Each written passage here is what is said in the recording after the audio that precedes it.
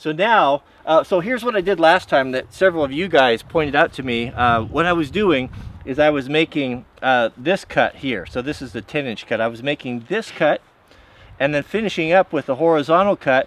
And the problem was I was trying to put a wedge in there like I do with a chainsaw mill, and the timbers are so heavy that they were falling and pinching the blade, and the blade was leaving a rough, it was messing up the end of the timber there. So what guys told me that do this all the time is what we'll do is we'll make this cut now. We'll make this horizontal cut, and then this wood here will be these fibers will be holding it. Then our finished cut will come up there, and when we're done, it'll just sit down on the log and not on the blade. So that's what we're going to try for the first time today. Okay, so there's the this gauge here. This sawmill, this is the biggest sawmill Lucas makes, and it can cut 10 inches on one side.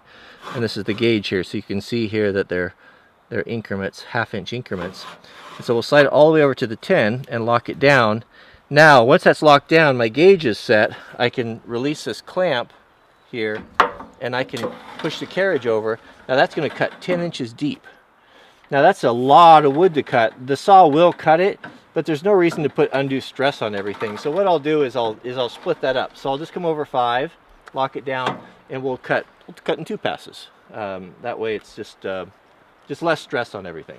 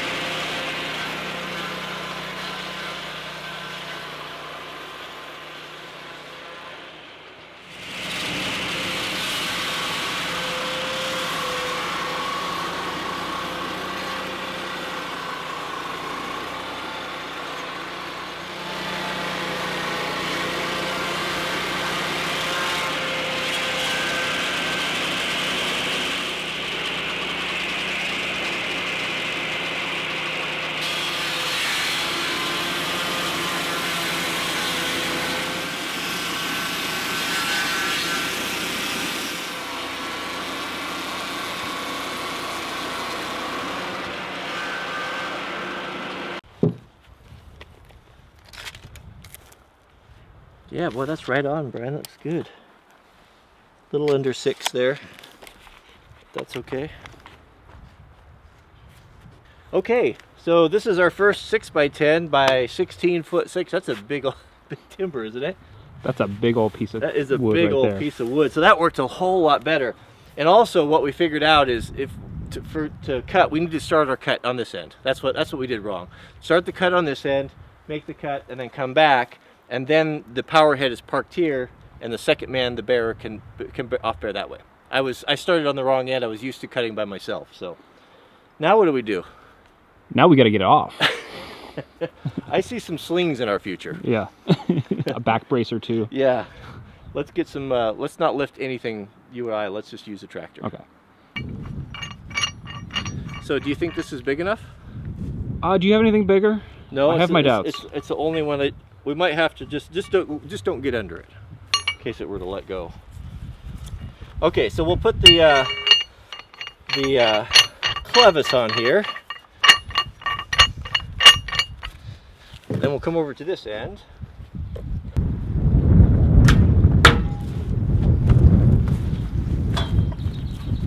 Let's pull it up. I can get a purchase on it here. Okay, are you ready? Yep.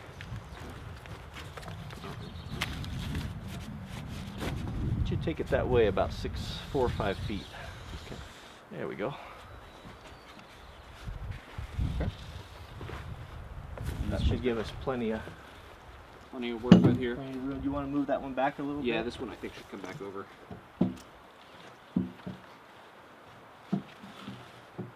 That's probably about right. In there? Yeah, thereabouts.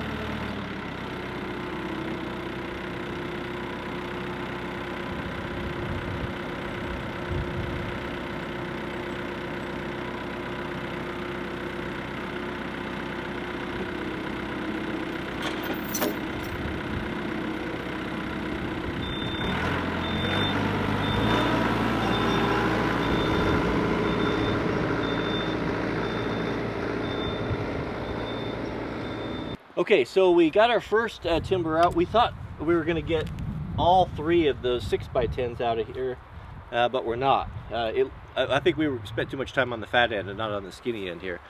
So we got our first one. So I've got laid out here what our yield's going to be. So the next cut we're going to get out of this is we're going to get 2 timbers.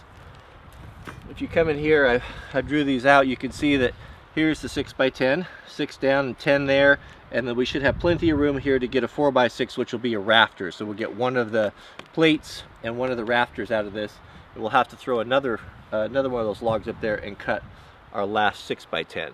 All right, so welcome back. So this is our day 2. We've got all of our posts, our 4 posts milled. We've got these are our biggest beams. These are our 6x10s.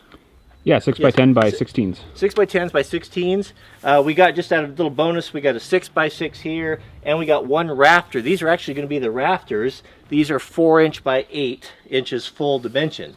So come on in, Brian, and we'll show kind of, we've had a lot of discussion about our workflow. The first few timber frames I didn't have a tractor, and I loaded everything by myself, by hand, and my back has never recovered from it. We're not doing any of that anymore, so we're trying to be really strategic and using the tractor, and we're not lifting anything bigger than a 6x6 by ourselves. So in here, we're going to do our joinery. We've got a long run. We're going to do 2 scarf joints, so we're going to attempt to. We have never done them before, so this will be the first time. And this will be our main working station right here. So we'll probably start with either the post or the scarf joints. So we've got the 4 posts right here, the Doug fir, so we can go up easily. The posts are 6x6. They're not too bad. Brian and I, at 12 feet, we could easily put them up there. These guys, on the other hand, are wet and they're exceedingly heavy. We're going to use the tractor for that. So we'll sling them in here one at a time right here. We'll stage everything, and then we'll put the first piece that we're going to work on, the center scarf joint, up on the new sawhorses, and then we'll get started.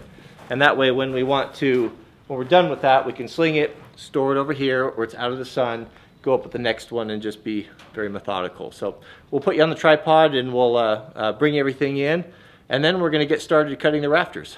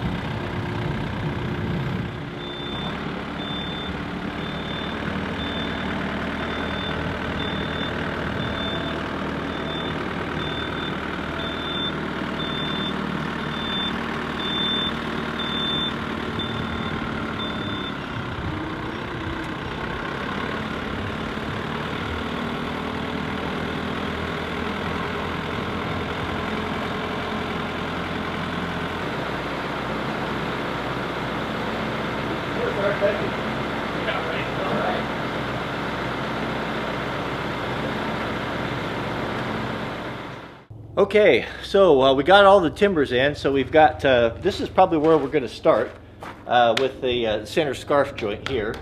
And then we've got the 2 on the ends that go here, and then our posts, and we're set. So some people ask about preventing checking. We know that wood dries from the ends here, and if you look at a log, it'll start to check and crack on the edges. If we were really tight on these dimensions, I would consider doing that. I'd keep some latex paint, some old cheap stuff in the basement for that. But we're going to be taking almost a foot off of each end, and we're going to be getting to it pretty quickly, so we'll probably not worry about that. Once we do our joinery, if it's going to sit for any length of time, then we'll coat that with just some cheap paint. What that does is basically seals it and slows the drying process and lets the wood cure at a much slower rate, which reduces checking and cracking. So, but that should be, I don't think we'll have to worry about that with these. So, are you ready to cut some rafters? You bet. How many we got? 18? How many rafters? 16. 16 rafters. 17, we got 1 cut. Oh yeah, we got an extra. All right, well, let's head on up there. So the Lord spoke to me this morning. He gave me a directive, and what he told me was this. I want you to help your wife finish her irrigation system so she doesn't have to water her garden by hand. And I thought about that, and I was very convicted, and I realized that I have been so consumed with my own projects and my timber framing and my woodworking and making videos that I have completely neglected the bone of my bone and love of my love. And that's what we're going to do today. We're going to step aside or step apart away from the timber frame project for a day or two and get Mrs. W's irrigation system because her garden is starting to take off. So we'll bring the camera along for that. Now, speaking of the Lord, every time I mention something in the end card or my faith, of course, our family comes under, I would say, borderlining on persecution. A lot of attacks and comments, personal threats. It has even escalated to death threats. People are violently opposed to this. Lots of comments about, how dare you, there's a separation of church and state. I don't think that I'm the state, but here's the deal. Whosoever therefore shall be ashamed of me and my words in this adulterous and sinful generation, of him also shall the Son of Man be ashamed, when he cometh in the glory of his Father with his holy angels. I will not hide my faith. I will not cease from talking about the things that are the most important in my life, because this is my channel. And I will take it one step further. I will double down, and I will do it more. The more I'm persecuted, the more I'm challenged with it, the more that I'll bring it to the front and center. I don't know where this notion of apologetics has come into the Christian faith, or apologetics, actually that's the wrong word, that we need to be doormats, that we need to be apologizing all the time, or to keep into secret, or to hide the things that are so important to us and the things that make us who we are. You know, Christianity is not a religion for the weak.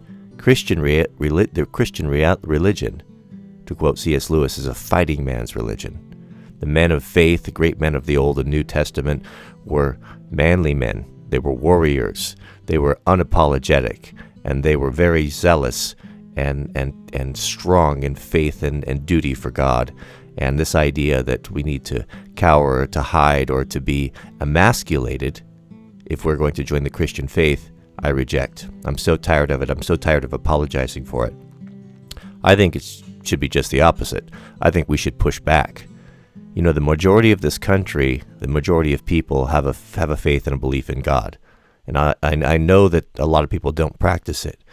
But those who are enemies of our faith would have you believe that you are segregated, that you're alone, that you are that you are a minority, when that simply is not the case. So I encourage you to be strong in your faith.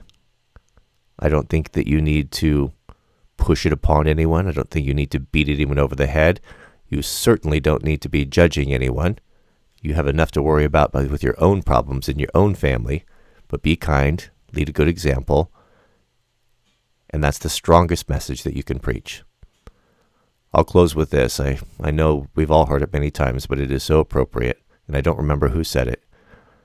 But a wise man once said, preach the gospel every day of your life, and if you absolutely must, speak.